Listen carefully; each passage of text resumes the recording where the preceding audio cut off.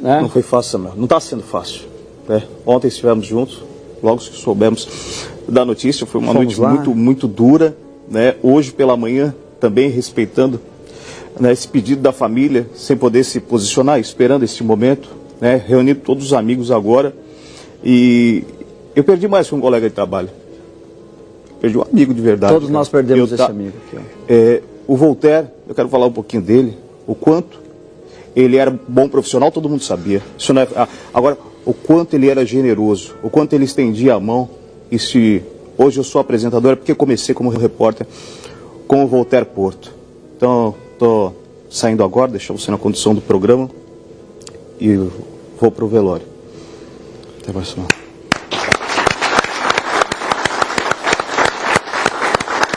Vai em paz, Voltaire.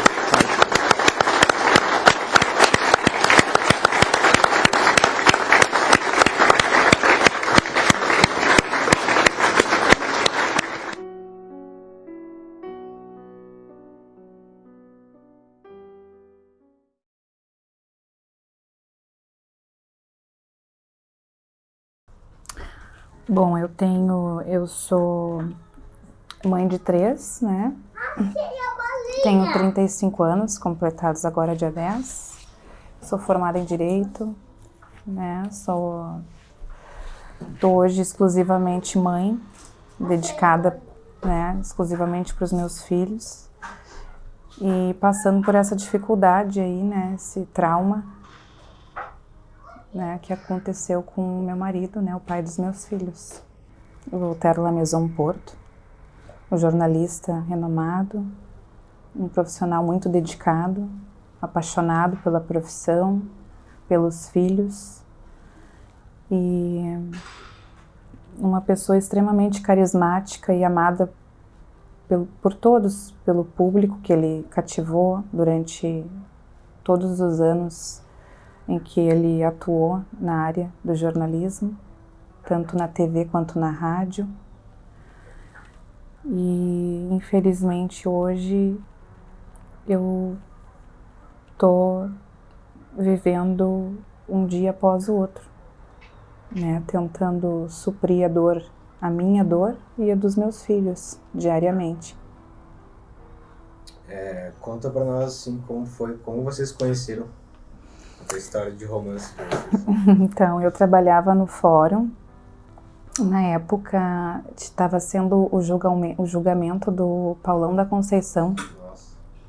E eu estava aguardando a van que levava nós para o escritório, né, eu e meus colegas, cheios de processo, um carrinho até em cima. E teve uma certa vez que teve um evento na Praça México, no Leopoldina, onde eu levei uma vizinha minha, foi em 2008 ou 2009, foi o primeiro balanço geral do bairro, era a escolha da menina balanço geral do bairro. E eu levei essa minha vizinha, era uma menina de 14 anos que queria assistir, ela me leva, eu levei ela. Chegando lá estava o apresentador da Record, né? E o Mota e o Voltaire. O Voltaire como repórter, o Mota apresentando no palco. E ele tentou me entrevistar, mas eu disse, não, eu tenho vergonha, muito obrigada. E aí acabou que no final do evento ele veio com o microfone assim, uns fios no ombro e passou por mim, me deu o cartão dele e disse: eu sou apaixonada por ti desde a época que eu te vi pela primeira vez no fórum, sentada em cima de uns processos. Se tu perder a vergonha, tu me liga. E aí, então, foi desde lá que a gente começou a se relacionar. Ele já tinha me visto, né? Então Sim. Foi meio que o destino. E eu não tinha visto ele, não conhecia ele. Sim. E então, dali em diante, a gente nunca mais se desligou assim. A gente foi se conectando cada vez mais. Tivemos nossos 3 filhos lindos, apaixonados por ele, que falam nele diariamente. perguntam por ele, perguntam pelo bandido que levou o papai, o porquê que o papai fez isso com ele. E eu tenho que encontrar respostas diárias, né, de uma forma lúdica para não traumatizá-los. Voltaire era um pai muito dedicado, muito carinhoso, muito brincalhão, contava historinhas para as crianças, tomava banho, dava banho, vestia, levava na pracinha. Ele era muito preocupado com o futuro dos filhos, muito demais. Trabalhava dia e noite, tanto que o motivo pelo qual ele deixou de viver foi porque ele não queria ser um péssimo exemplo de pai, né, por não ter como prover para os filhos o que ele provia antes. Enfim, ele era um cara super preocupado assim, com o futuro dos filhos e acabou que a depressão afundou, né, de uma forma assim avassaladora. E mesmo com a ajuda, né, de terapia e a minha ajuda, não foi suficiente, porque ele amava muito a profissão, ele se dedicava dia e noite, ele passava a semana, os dias dele, né, planejando, organizando, ele assistia séries para levar tanto, ele não passava só a informação, ele conectava com os filmes, com as séries que ele via, ele levava cultura, né, entretenimento. Então ele era um pai exemplar, um marido maravilhoso, né? Então isso está fazendo muita falta para mim, para os meus filhos, para a mãe dele. A minha sogra já foi internada, ficou muito mal, né?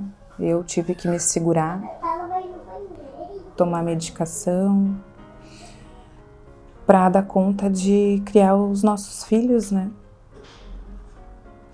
Então, ele amava a profissão, ele era extremamente, como eu disse, dedicado, profissional, e foi o fato dele ter sido demitido que fez com que ele perdesse a vontade de viver. Tu acha que isso foi assim a única razão, a razão principal, o estopim? Ele em algum momento apresentou sinais antes, ou como é que foi? A quem tu atribui isso? O Voltaire sempre foi um cara muito feliz, carismático, eufórico, alegre, divertido, engraçado, debochado, né? Ele vivia para a família e para a profissão. Ele tinha uma carreira sólida, onde ele se dedicou por mais de 20 anos e, do nada, ele foi surpreendido com a chamada para o RH. Nós estávamos em férias, em março de 2022, e ele foi chamado na Record quando retornou das férias, feliz da vida, que já estava retornando, e foi chamado no RH sem simplesmente olharem nos olhos dele e darem um motivo, e desligaram ele. E por mais que a gente saiba que toda empresa tem os seus direitos de demitir e admitir a qualquer momento, sem motivo,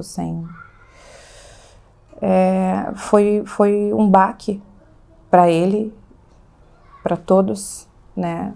Pelo fato de ele ser um cara extremamente profissional, como eu sigo dizendo, muito dedicado, não tinha motivo algum para que ele desse motivos para levar essa demissão, né?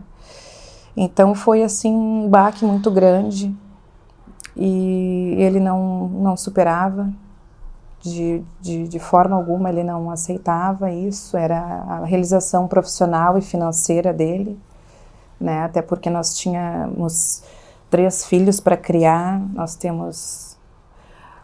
acabou de completar 3 aninhos o Ícaro, 4 o Valentim, 6 a Lavínia, então nós tínhamos muitos planos, né? E isso tudo levou a ele a preocupações, assim, infinitas, né? E pensamento de escassez, enfim, foi uma queda brusca salarial, porque ele contava com isso, não tinha tido nenhum sinal de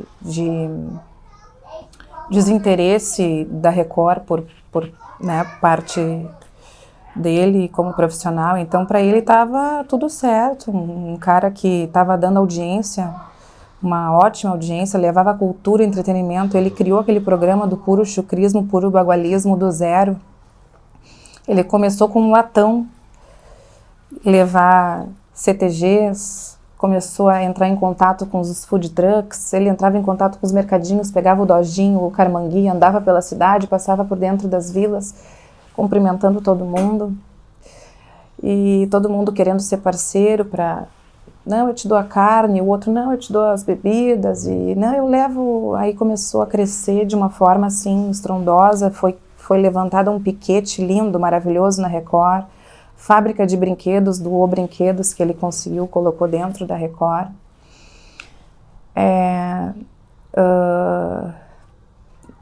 Empresas a Inox Brasil cedeu todo o material de churrasqueiras, de parrilla, espetos, tudo mais. Foram várias empresas, food truck, Kurtz Dog, parceiros que começaram aí.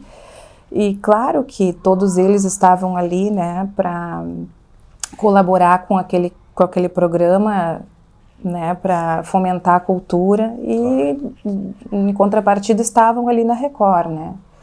E acabou que esse programa ele foi crescendo, ele levava bandas, né, ele impulsionava esses pequenos artistas, né, os CTGs iam as crianças, né, super felizes, e tinha audiência em casa para assistir, o povo fazia encontros dentro dos CTGs para assistir no telão os programas, para ver todo mundo, grupos de dança, enfim. Ele levou muita cultura, ele criou um programa maravilhoso que dava muita audiência, e do nada disseram que esse programa não poderia mais existir. Foi aí então que ele insistiu por 1, por 2, por 3 vezes, e eu acho que incomodou, né? E simplesmente decidiu tirá-lo. E isso trouxe uma tragédia para minha vida.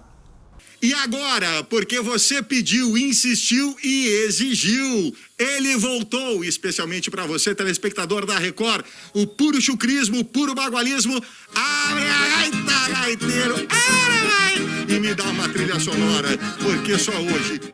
E infelizmente a depressão pegou ele de uma forma assim que eu avisava, eu dizia, eu entrava em contato com a empresa, dizendo... Ele está passando por uma depressão profunda por conta dessa demissão. Não teve motivo algum, ele sempre foi muito dedicado, ele doava o próprio sangue dele para fazer acontecer. Sim. E qual era a resposta? E não tinha resposta. Só visualizavam, me ignoravam. E eu avisava, desde junho eu estava avisando. Foi quando em dezembro aconteceu o que aconteceu. E era só o que ele dizia, minha realização profissional e financeira. O que eu vou fazer para criar os meus filhos agora? Mas a preocupação dele era estudos, daqui a pouco faculdade. Claro. Uma coisa que eu falo sempre assim tem a pessoa que precisa ser cuidada, e tem a pessoa que cuida. E quem é que cuida de quem está cuidando, né? E aí eu penso no teu caso. Qual é o teu mix de sentimentos, assim, tu tem ao mesmo tempo raiva, por que tu fez isso, e saudade? Como que tá a Camila, a pessoa? Então, muita gente diz pra mim, por que ele fez isso? Ele foi egoísta, ele foi covarde. Eu não vejo por esse lado. Eu choro, eu sinto por ele, porque eu via o sofrimento dele. Eu era dia e noite, eu acordava com ele, dizendo quero morrer. E o que eu vou ser um péssimo exemplo para os meus filhos? Fui demitido. E eu não sinto raiva, não sinto ódio. As pessoas dizem, tu tem que virar a página agora, vai viver a tua vida com teus filhos e esquece porque ele foi covarde. Eu não sinto isso. Porque eu acho que na cabeça dele foi para nos salvar.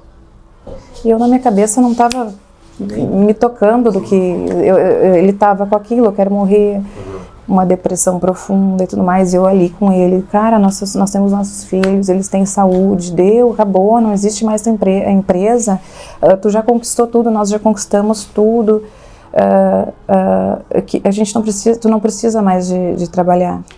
E acabou que ele dizia, não, tu tá louca, tu é muito otimista, não vai dar certo, como é que vamos pagar o aluguel? E eu digo, mas qualquer coisinha abre aí, estão se mantendo, qualquer botequinho, qualquer lojinha abre e eles se mantêm pagando aluguel com o lucro, enfim, assim a gente vai. Tu tá louca, não, minha vida acabou.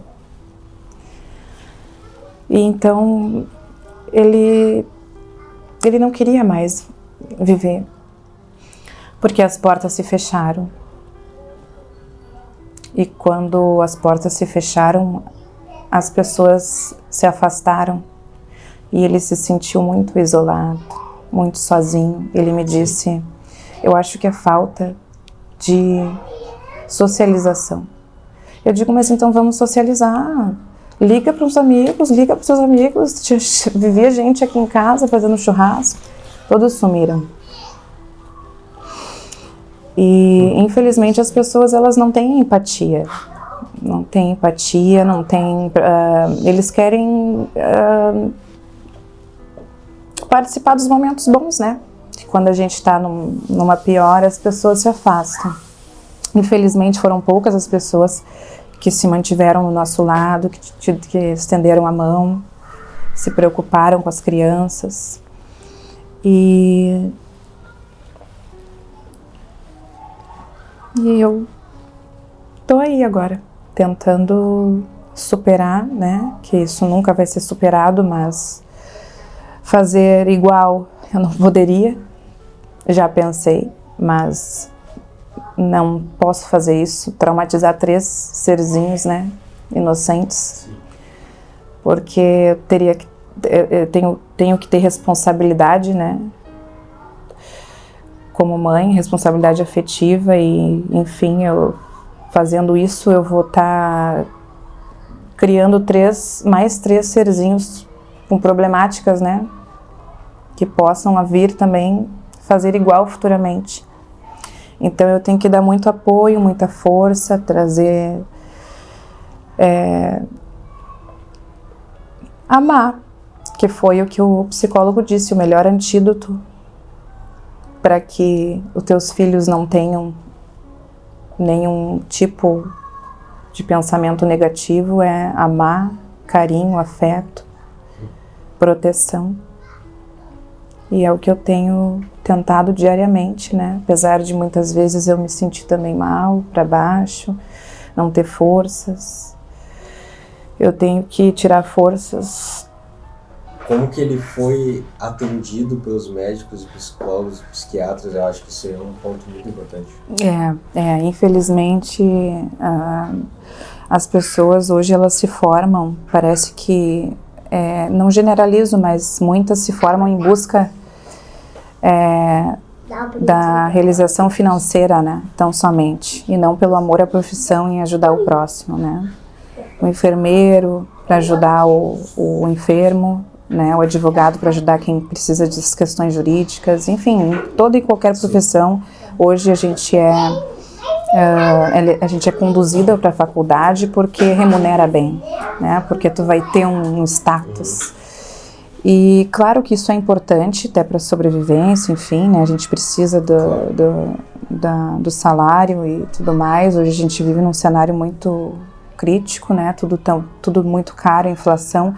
Mas a gente também tem que pensar por um lado de que a gente também tem que atender o próximo, né? E amar o que a gente faz. Eu, por exemplo, eu sou formada em Direito, mas acabei engravidando um atrás do outro, acabei deixando de lado a minha profissão para me dedicar pelo que eu realmente queria, uma família, né? E a gente tem que abdicar de algumas coisas para a gente ter outras, né? Sim. Então, 3 crianças, uma família, uma casa, um marido para cuidar, acabei deixando de lado a minha profissão. Se eu tivesse continuado exercido, talvez não ia ser com tanta dedicação e empenho. Claro. E hoje eu vejo que as pessoas elas estão só fazendo por fazer. No automático, né? Tu vê hoje, tu vai num pronto atendimento, os técnicos de enfermagem, não generalizando, mas muitos agressivos, impacientes e ali só dando a medicação que tem que dar, que está no prontuário e não tem empatia, não tem um cuidado com o próximo, né? Assim como os psicólogos, os psiquiatras muitos cobram absurdos por sessões e só te escutam. Não que tenha que orientar, porque cada um tem que buscar, né, o seu... focar no que... Mas precisa sim de uma orientação, de um cuidado. Caiu lá, as crianças. E a gente, eu por experiência própria, o Voltaire por experiência própria, ele foi num psiquiatra dito renomado, agora por último, e sessão bem cara, e disse, olha, eu no teu lugar também ia estar querendo morrer.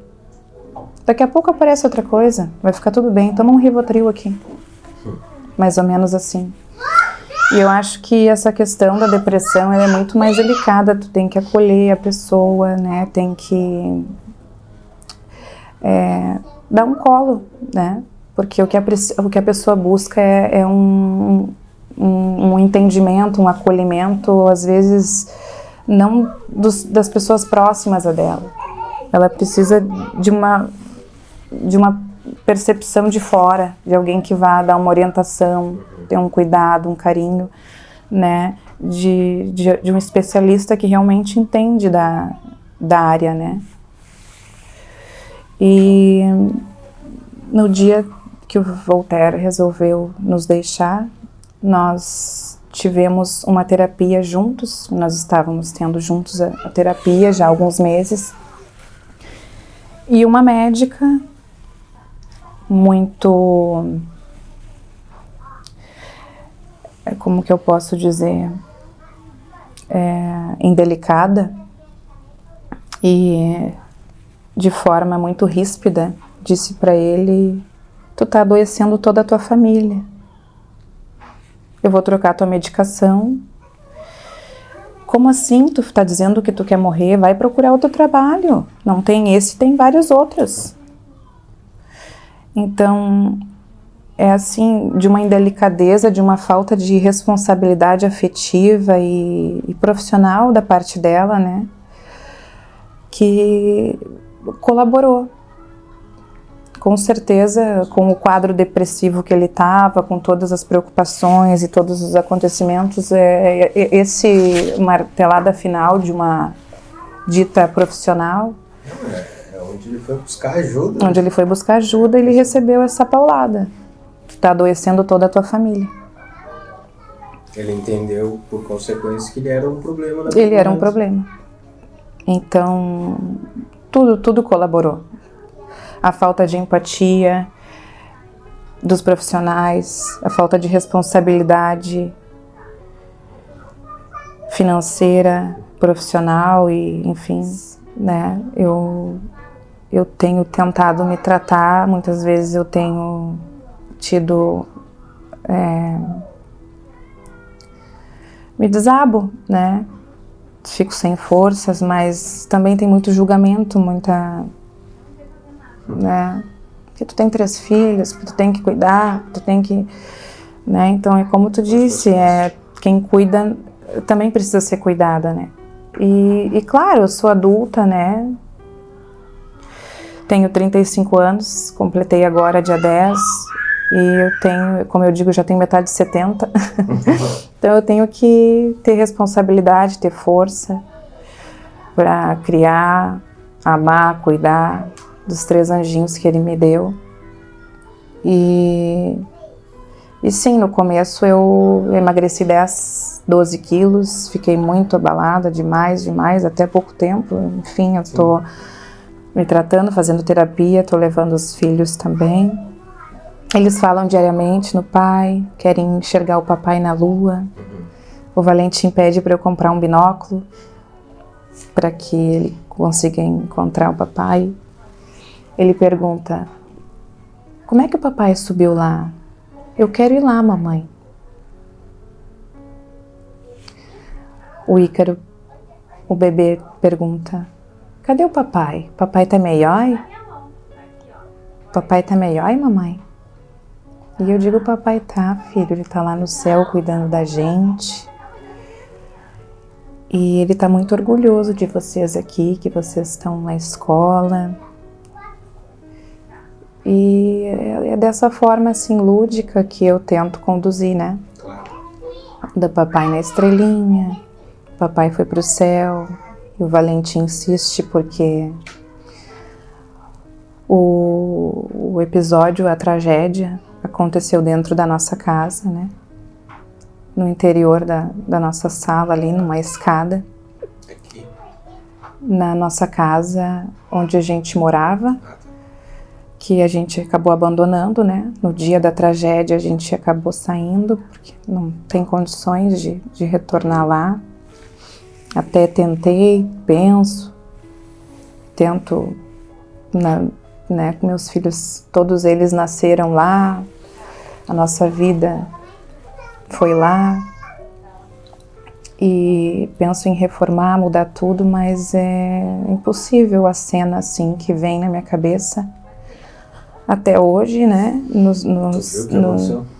Sim, eu estava na praça com as crianças, fui levar eles que chegaram da escola, ele foi buscar as crianças da escola, me deixou em casa ali, e eu disse: vamos na praça tomar um chimarrão. E ele: não, Camila. Ele estava assistindo muito vídeo motivacional, oração no YouTube. Como de costume, ele subiu para o quarto. E eu insisti: vamos, Alter, vamos. E ele seguiu caminhando reto, entrou para dentro de casa, eu respeitei. Ele fazia isso diariamente, ficava só no quarto, olhando, eu que tentava tirar ele. E fomos para a praça, eu e os 3, na esquina da minha casa. Não levamos meia hora, 40 minutos, quando a gente voltou. Era umas 7 horas, 7h30 já da noite, já estava escuro. Eu disse para a Lavínia: chama lá o papai para jantar, eu vou esquentar a janta. E aí a Lavínia disse: não, mamãe, tá tudo escuro. E aí já me deu um estalo, eu já fui com meu coração disparado lá para dentro, eles os 3 atrás de mim. Quando eu acendo a luz, eu entro na cozinha, a escada pro quarto, tava ele lá. E aí foi um desespero. Os 3 viram tudo. E pedi para eles saírem ali, enfim. E depois apagou tudo da minha memória. Eu sei que já liguei para minha mãe, desesperada, dei um berro lá na rua, gritei, veio os vizinhos todos. E desde então, eu nunca mais apareci lá, né? Exceto para buscar as nossas roupas, que foi muito difícil. E dos nossos cachorros também, acabei deixando numa tia, porque hoje nós A gente está momentaneamente num apartamento até que tudo se resolva para que a gente possa ter a nossa casa de novo e tentar retomar, né? Recomeçar. Sim. Eu fiquei, de certa forma, eu continuei com as minhas preocupações, com o meu pânico diário, a minha ansiedade diária, pela forma que ele, né, estava se sentindo, e eu sofria junto, eu chorava junto. E tu sentia que isso poderia acontecer ou não cogitava? Não, eu achava que era da boca para fora, que era uma depressão, nunca tinha visto ele na vida daquele jeito, ele simplesmente murchou do nada, sempre muito alegre, muito divertido, extrovertido e feliz e faceiro e debochado e risonho e carismático com todo mundo. Começou a se desfazer do que ele mais amava, do Carmanguia. Ele vendeu um outro dojinho que ele tinha, vendeu uma motinha, uma Grale que ele tinha, começou a se desfazer das coisas achando que ia... Enfim, questões da cabeça dele, financeiras, né? Que tu acha que era pra juntar dinheiro Para juntar dinheiro, para ajudar os filhos, enfim. e tem alguém te ajudando nisso tudo? Algum amigo, familiar? Como tu tá? Sim, a questão... Essas questões mais burocráticas, assim, do jurídico, tem a irmã dele, que é a cara dele, que me ajuda muito, o marido dela, o Dr. Fernando, me ajudando muito nessas questões de me clarear um pouco a mente. A minha mãe me ajuda muito na questão das crianças, né? Acaba me dando uma rede de apoio para que eu possa estar indo nos médicos, Sim. fazendo terapia, me ajudando. Quando tu quer ficar sozinho assim, gritar, então... Mais ou menos. É que 3 não é fácil. Sim. Mas ela 2 eu fico. E é isso. Eu acho que o Voltaire foi um cara, assim, excepcional. E ele continua sendo. Porque ele tá vivo pra mim, tá vivo pros nossos filhos diariamente. Ele foi um pai exemplar, assim. E ele amava do jeito dele. E hoje eu entendo. Muitas vezes eu cobrava sim a atenção dele, porque ele se dedicava muito para a Record, para o trabalho.